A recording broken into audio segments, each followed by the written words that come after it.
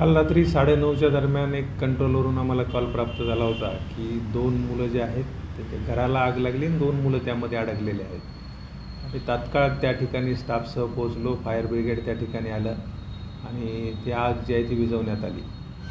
महिला नामे दीपाली उईके या त्यांच्या 4 मुलांसह त्या ठिकाणी राहत होत्या. गोरखेडे कॉम्प्लेक्सच्या बाजूला त्यांचा एक कच्चा झोपडा त्या ठिकाणी आहे आणि मोठा मुलगा आहे जो कामानिमित्त बाहेर होता आणि ही 3 मुलं घरात होती आणि भाजी आणण्यासाठी दीपाली उईके या बाहेर गेल्या.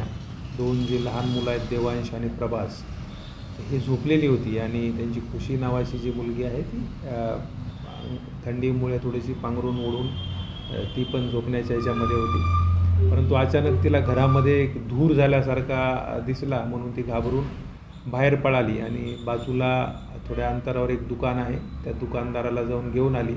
तोपर्यंत ते घर जे आहे ते पूर्ण आगीच्या भक्षस्थानी गेलेलं होतं आणि दोन्ही मुलांचा त्यामध्ये जळून मृत्यू झालेला आहे. तर फायर ब्रिगेडनी कशामुळे नक्की आग लागलेली असू शकेल याबद्दल अजून अहवाल दिलेला नाही, परंतु आम्हाला जे प्राथमिक त्या ठिकाणी दिसून आलेलं आहे ते घरामध्ये लाईट नव्हती आणि त्यामुळे ते दिवे त्या घरामध्ये ते लावत होते, मातीचे दिवे ज्यामध्ये पाम तेल टाकून ते दिवे पेटवलेले होते.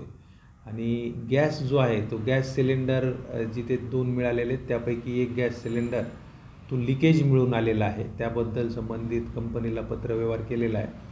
त्यामधून ती आग लागलेली असण्याची शक्यता आहे.